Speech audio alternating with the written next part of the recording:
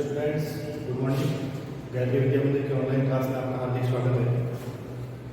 देखो बच्चों, अपन 12th class की ज्योग्राफी मानव भूगोल का दूसरा चैप्टर पढ़ रहे हैं, जिसमें विश्व की प्रमुख जनजातियाँ, इसमें एक प्रमुख जनजाति का अध्ययन अपन ने कर लिया है, जिसका नाम था एस्किमो। ठीक उसी प्रकार आज अपन एक दूसरी जनजाति की चर्चा करेंगे, जिसका नाम है बुशमैन।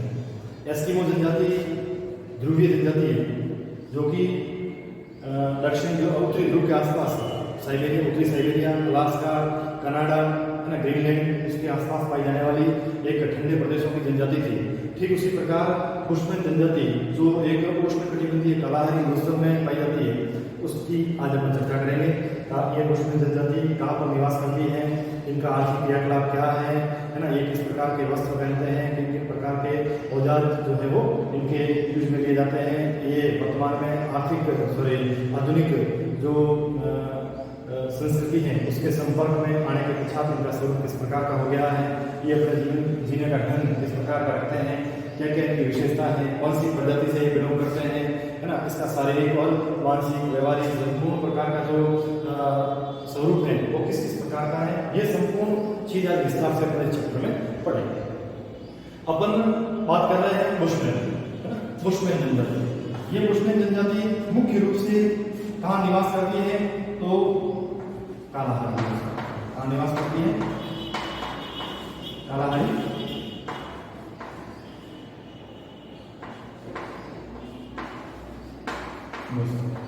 कालाहारी मरुस्थल कहाँ है? कालाहारी मरुस्थल है दक्षिणी अफ्रीका में है। ठीक, अब देखिए, कालाहारी मरुस्थल में निवास करती है और कालाहारी मरुस्थल कहाँ है? दक्षिणी अफ्रीका में। अब जनसंख्या की दृष्टि से इनकी बात करें तो ये भी एस्किमो की तरह ही बहुत ही कम जनसंख्या के स्वरूप में पाए जाते हैं। अब देखिए, जिस प्रकार से अपने एस्किमो की जनसंख्या की बात की थी, उससे भी ये कम है। ये लगभग 10,000 से भी कम जनसंख्या के अंतर्गत पाए जाते हैं। तो इनकी जनसंख्या क्या है? 10,000 से भी 10,000 से कम संख्या में ये पाए जाते हैं। अब देखिए, दूसरी मुख्य चीज इसमें यह है कि इनके जो जीवन जीने का तरीका है वो कैसा है? समूहों में, मतलब एक ग्रुप बना करके रहते हैं और प्रत्येक समूह में इनके अधिकतम से अधिकतम कितने 20 व्यक्ति निवास करते हैं या साथ में रहते हैं। तो ये समूहों में रहते हैं और इनके एक समूह में कितने अधिकतम 20 व्यक्ति होते हैं। तो ये लोग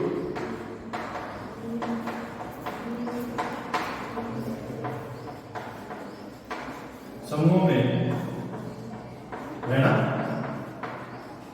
पसंद करते हैं। इनके समूह में अधिकतम 20 व्यक्ति होते हैं। कितने होते हैं? 20। अब देखिए, अधिकतम 20 व्यक्तियों का समूह होता है।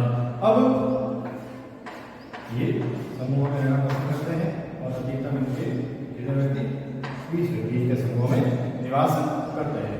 अब दूसरा मुख्य रूप से ये करते क्या है, ये अपना भोजन वगैरह कैसे बनाते हैं, इनका स्वरूप कैसा है, तो ये भी ठीक उसी प्रकार जिस प्रकार से एस्किमो जनजाति आखेट या शिकार करके अपना भोजन जो है वो प्राप्त करती है, ठीक उसी प्रकार ये भी आखेट होते हैं। दूसरा, दक्षिणी अफ्रीका में इनको और अलग अलग नामों से भी जाना जाता है। तो ये समूह में निवास करते हैं। उससे पहले अपन बात करते हैं किन किन नामों से जाने जाते हैं। तो अफ्रीका में इन्हें क्या कहते हैं? अफ्रीका में इन्हें सौंफ, रवि व बसारवा आदि नामों से भी जाना जाता है। अब अफ्रीका में, दक्षिण अफ्रीका में को सॉन, रवि और बसारा आदि नामों से भी जानते हैं। और मुख्य रूप से ये क्या होते हैं, ये आखेटक होते हैं। आखेटक व संग्रह, मतलब ये भोजन का संग्रहण करते हैं। आखेटक व संग्रह होते हैं। अब इनकी प्रजाति कैसी है, तो ये कैसी प्रजाति के हैं, निग्रिटो। ये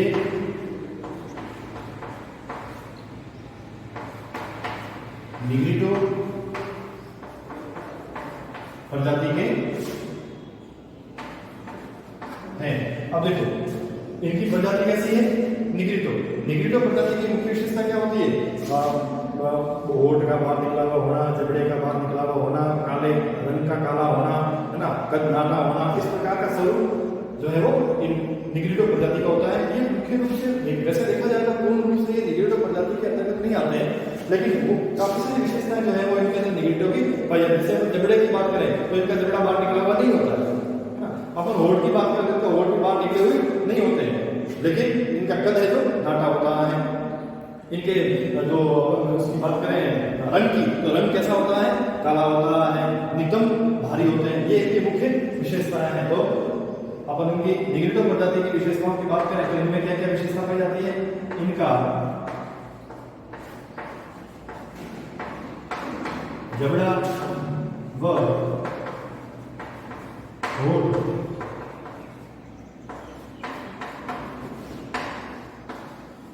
बाहर निकले हुए नहीं होते हैं, ये विशेष रूप से याद रखना है, निकले हुए नहीं होते हैं। दूसरा, जिस प्रकार से एस्किमो की मैंने बात की थी कि एस्किमो प्रकार की जनजाति की आंखें चौड़ी और तिरछी होती हैं, लेकिन इनकी नहीं होती है। तो इनकी आंखें चौड़ी नहीं होती है, ये इनकी मुख्य रूप से शारीरिक विशेषता है ना। और दूसरा देखें तो इनका रंग काला होता है और कद ये बिल्कुल नाटे कद के होते हैं, खीणे होते हैं। इनका कद छोटा होता है ना। और एक मुख्य विशेषता इनकी होती है, नितंब इनके भारी होते हैं। नितंब भारी हैं। तो ये तो होगी बुशमैन जनजाति की मुख्य विशेषता है कि भाई बुशमैन जनजाति जो है वो किस किस प्रकार से अपनी शारीरिक विशेषता रखती है ना। तो ये शारीरिक विशेषताओं के अंतर्गत अपन देखें तो क्या हो गया, निग्रिटो प्रजाति की है, जबड़ा और होठ बाहर निकले हुए नहीं होते हैं और इनकी आंखें चौड़ी नहीं होती हैं। इनका रंग जो है वो काला होता है, कद छोटा होता है और ये नितंब जो है वो भारी होते हैं। अब इसके पश्चात अपन बात करते हैं बुशमैन जनजाति का निवास क्षेत्र, कि ये कहां निवास करते हैं, जनजाति का निवास क्षेत्र। अब मुख्य रूप से निवास क्षेत्र की बात करें तो निवास क्षेत्र इनका कौन सा है, कालाहारी मुसल, जो कहां है, दक्षिणी अफ्रीका में।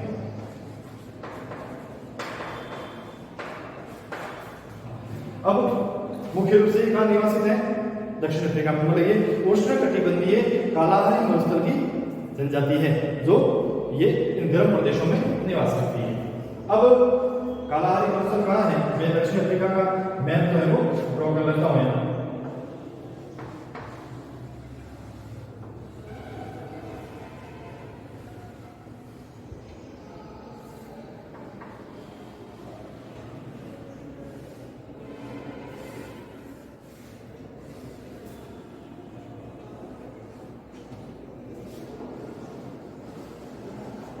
अब देखिए, अफ्रीका महाद्वीप की विशेषता है कि यहाँ से कर्क रेखा, विषुवत रेखा और मकर रेखा तीनों की तीनों इस महाद्वीप से होकर के गुजरती है। अब देखिए, ये तो यहाँ से एक रेखा गुजरती है, ये है मक्का। ठीक, इसके ऊपर यहाँ से होकर के रेखा जो है वो है 0 डिग्री घूमती रेखा, और ठीक यहाँ से होकर के रेखा जो है इसको अपन बोलते हैं कर्क। ये कर्क है, ये विषुवत रेखा है, और ये मकर रेखा है ना। अब इस अफ्रीका महाद्वीप के इस तरफ अगर बात करें तो यहाँ पर है अटलांटिक महासागर, यहाँ पर है अटलांटिक महासागर, और यहाँ पर बात करें तो यहाँ पर है हिंद महासागर। अब देखिए इसमें ये कहाँ पाए जाते हैं, जो ये मकर रेखा दिख रही है ना, इस मकर रेखा के आसपास ये इस प्रकार से जो काला हरी धूसर है ये यहाँ पर पाए, ये है काला हरी है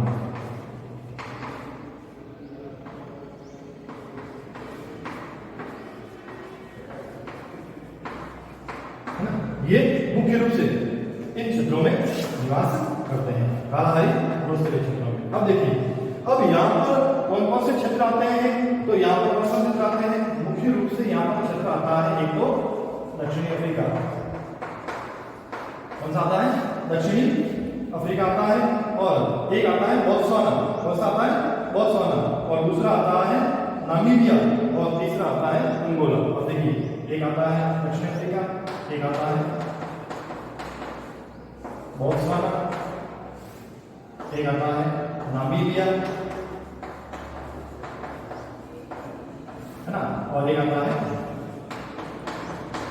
अंगोला। इसके अलावा काफी सारे और क्षेत्र आते हैं, यहाँ पे कंगो है, जिम्बाब्वे है ना, लेकिन मुख्य रूप से ये दक्षिण अफ्रीका में बोत्सवाना, नामीबिया और अंगोला, इन क्षेत्रों के अंतर्गत ये जो है वो जनजाति पाई जाती है यहाँ पर, है ना। तो मुख्य रूप से इनके क्षेत्र कौन से हो गए, दक्षिण अफ्रीका हो गया, बोत्सवाना हो गया, नामीबिया हो गया और अंगोला हो गया। ये मुख्य रूप से इन क्षेत्रों में छोटा सा पूछा जा सकता है कि भाई ये उसमें जनजाति जो है वो कौन कौन से क्षेत्रों में निवास करती है, तो ये दक्षिण अफ्रीका, बोत्सवाना, नामीबिया और अंगोला। कई बार ऐसा पूछा जाता है कि कहीं दो स्थानों के नाम लिखिए जहां पर ये उसमें जनजाति जो है वो निवास करती है।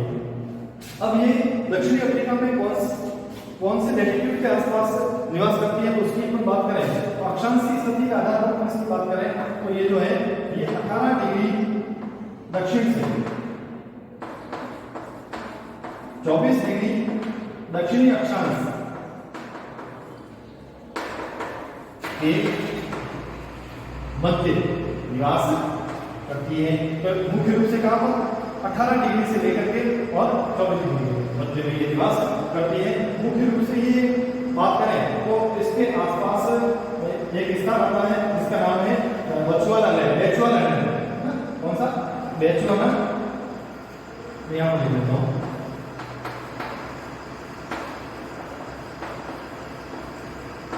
बेचुआलैंड, जहाँ पर ये सबसे अधिक मात्रा में ये पाए जाते हैं, है ना, 18 डिग्री से लेकर के 24 डिग्री अक्षांश के मध्य। दूसरा यहाँ पर मुख्य रूप से इस क्षेत्र की क्या विशेषता है कि ये क्षेत्र जो है वो पशुजनित है ना, तो इनको यहाँ पर शिकार करने के लिए, आकृष्ट करने के लिए विभिन्न प्रकार से पशु जो है वो मिल जाते हैं, किनको, इन पुष्पन जनजाति को। तो ये पशुजनित क्षेत्र है, यहाँ पर बहुत ही मात्रा में पशु मिलते हैं और भोजन भी यहाँ पर व्यवस्थित तरीके से बहुत ही सरल स्थिति में मिल जाता है। तो ये क्षेत्र जो है वो कैसे है, पशुजनित क्षेत्र होने की वजह से यहाँ पर पशुजनित भोजन ज्यादा मिलता है। यहाँ पर पशुजनित भोजन ज्यादा मिलता है, इसीलिए ये लोग इन्हीं क्षेत्रों के आसपास निवास करते हैं। अब दूसरी बात है कि ये एक ऐसा क्षेत्र है, वैसे देखा जाए तो ये उष्ण जलवायु का क्षेत्र है जिसमें उष्ण आर्द्र जलवायु जो है वो यहाँ पर पाई जाती है। ऐसी स्थिति में यहाँ पर तापमान बहुत अधिक पाया जाता है, वर्षा बहुत ही कम होती है। इन क्षेत्रों की मुख्य विशेषता की बात करें तो यहाँ पर वर्ष भर तापमान जो है वो उच्च बना रहता है, और वर्ष भर तापमान उच्च बना रहने के साथ साथ यहाँ पर जो शीतकाल है वो बहुत ही छोटा होता है और ग्रीष्मकाल बहुत ही लंबा होता है ना। और यहाँ पर विभिन्न प्रकार से ऐसे घास के मैदान भी पाए जाते हैं जो मुख्य रूप से इन पशुओं के लिए जो है वो मुख्य रूप से वो एक भोजन का कार्य करते हैं या एक आधार होता है। इसी वजह से यहाँ पर पशुओं की बहुत ही अधिक मात्रा में संख्या जो है पाई जाती है, और ये लोग इन्हीं की वजह से वहाँ पर बहुत अधिक मात्रा में निवास करते हैं। तो मुख्य बात करें अपन तो यहाँ पर तापमान की बात करें तो क्या है, यहाँ पर वर्ष भर तापमान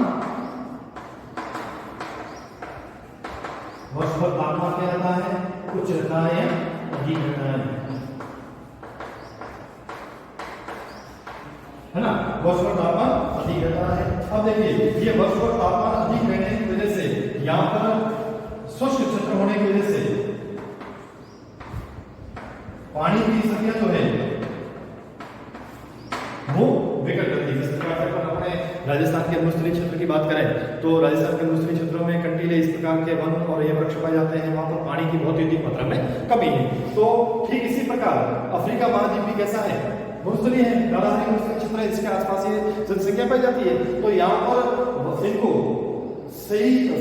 बहुत ही सरल स्थिति में जल मिल जाए या ऐसी स्थितियां नहीं रहती है। तो यहाँ पर एक तरबूज पाया जाता है ना, जिसको वहां पर ट्यामा के नाम से जाना जाता है, वो जल की आपूर्ति का इनके लिए काम करता है।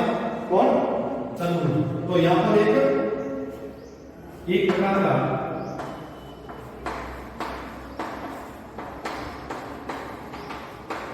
तरबूज आ जाता है, इसको क्या कहते हैं, ट्यामा। ये ट्यामा इनकी जल आपूर्ति का कार्य करती है। ये पशुओं के लिए भी काम आता है और लोगों के लिए भी काम आता है। ये बहुत मुख्य रूप से इनके लिए यहाँ पर एक मुख्य जल का संसाधन जो है वो यहाँ पर पाया जाता है। इसकी वजह से ये लोग यहाँ पर निवास कर लेते हैं। दूसरा, ये जो क्षेत्र है इन क्षेत्रों में और भी विभिन्न प्रकार के छोटे छोटे जीव भी पाए जाते हैं, क्योंकि घास के मैदान होने की वजह से यहाँ पर विभिन्न प्रकार से हिरण है, खरगोश है, जंगली बिल्ली है, जंगली बिलाव है, लकड़बग्गा है, ये विभिन्न प्रकार के ऐसे जो जीव हैं वो भी यहाँ पर पाए जाते हैं। तो इनके निवास क्षेत्र में अंतर्गत बात करें तो विशेषताओं में यहाँ पर क्या क्या पाए जाते हैं, हिरण है ना, हिरण के बाद में जंगली बिल्ली है और वन बिलाव है ना, और वन बिलाव के बाद में अपन बात करें तो लकड़बग्गा है ना, लकड़बग्गा है और जेबरा है ना, और जेबरा है, खरगोश है आदि जीव यहाँ पर पाए जाते हैं, जिसका ये शिकार करते हैं और मार्केट करके और अपना भोजन जो है वो ये बना लेते हैं। इसके अलावा यहाँ पर इस निवास क्षेत्र की बात करें तो यहाँ पर इनके लिए एक और मुख्य विशेषता है, यहाँ पर एक एटोसा जो राष्ट्रीय उद्यान है, जो यहाँ पर आपने कहीं पढ़ा भी होगा, एटोसा राष्ट्रीय उद्यान जो भी वो इन्हीं क्षेत्रों के अंतर्गत पाया जाता है। तो ये चीज भी आपको याद रखनी है, एटोसा राष्ट्रीय उद्यान जो है वो भी यही पाया जाता है। अब देखिए, अब इनके निवास क्षेत्र के अंतर्गत निवास क्षेत्र कहाँ है, कालाहारी भूस्थलीय क्षेत्र, दक्षिण अफ्रीका, बोत्सवाना, नामीबिया और अंगोला जो है वो इनके मुख्य निवास स्थान है। इसके अलावा ये मुख्य रूप से कौन कौन से अक्षांशीय क्षेत्रों में निवास करते हैं, ये 18 डिग्री दक्षिण से 24 डिग्री दक्षिण अक्षांश के मध्य मुख्य रूप से कौन सा स्थान, बेचुआना आइलैंड के आसपास ये पाए जाते हैं। जैसे दक्षिण अफ्रीका और ये इनके मुख्य स्थानों के नाम भी ले लिए, और ये बेचुआना आइलैंड यहाँ पर पाए जाते हैं। और यहाँ की मुख्य विशेषता क्या है, यहाँ पर उष्ण आर्द्र जो है वो जलवायु पाई जाती है, जिसकी वजह से यहाँ पर घास के मैदान, इनकी स्वरूप या कंटीली झाड़ियाँ, ये क्षेत्र बहुत ही उबड़ खाबड़ प्रकार का क्षेत्र है। यहाँ पर उबड़ खाबड़ और कंटीली झाड़ियाँ, इसी स्थितियाँ होने की वजह से पशुओं की भरमार पाई जाती है और पशुओं का आखेट करके और ये बहुत ही आसानी से इनका भोजन बना लेते हैं, इसीलिए यहाँ पर पशुजनित भोजन जो है वो ज्यादा मात्रा में मिलता है, इस वजह से यहाँ पर निवास करते हैं। दूसरा, इनका यहाँ इस क्षेत्र के तापमान की बात करें तो तापमान यहाँ का क्या रहता है, बहुत ही उच्च रहता है, वर्ष भर तापमान उच्च रहता है, अधिक रहता है। यहाँ पर ग्रीष्मकाल लंबा होता है और शीतकाल क्या होता है, ठंडा होता है, शीतकाल बहुत ही कम होता है। और दूसरी यहाँ पर बात करें, वर्षा की बात करें तो यहाँ पर वर्षा जो है वो मुख्य रूप से वर्ष भर वार्षिक वर्षा जो है 25 सेंटीमीटर से अधिक नहीं होती है। इसका मतलब ये क्षेत्र कैसा है, शुष्क है, मरुस्थलीय क्षेत्र है। इन मरुस्थलीय क्षेत्रों में कई प्रकार के ऐसे तो एक प्रकार का ऐसा तरबूज पाया जाता है, इस तरबूज से ये लोग यहाँ पर अपनी जल आपूर्ति में उसका जो है वो उसका सहयोग लेते हैं। किसका, इस तरबूज का, जिसको उसकी उनकी स्थानीय भाषा में ट्यामा के नाम से जाना जाता है। और यहाँ पर मुख्य रूप से हिरण है, बिल्ली है, मनबिलाव है, नगरमक्का है, झींगा, खरगोश, सियार है ना, ये विभिन्न प्रकार से ऐसे ऐसे जीव जो है वो यहाँ पर पाए जाते हैं। और मुख्य रूप से इस क्षेत्र की विशेषता की बात करें तो एटोसा जो है वो राष्ट्रीय उद्यान, ये भी इन्हीं क्षेत्र के अंतर्गत आता है। ये इसके हो गए क्या, मुख्य रूप से निवास स्थान या निवास क्षेत्र। आज अपन ने उष्ण जनजाति के कुछ विशेषता और उसके निवास क्षेत्र की बात की है। इससे अगले वीडियो में अपन बात करेंगे कि इनके आर्थिक क्रियाकलाप क्या है। ये आप स्क्रीनशॉट ले लीजिए और नोट कर लीजिए।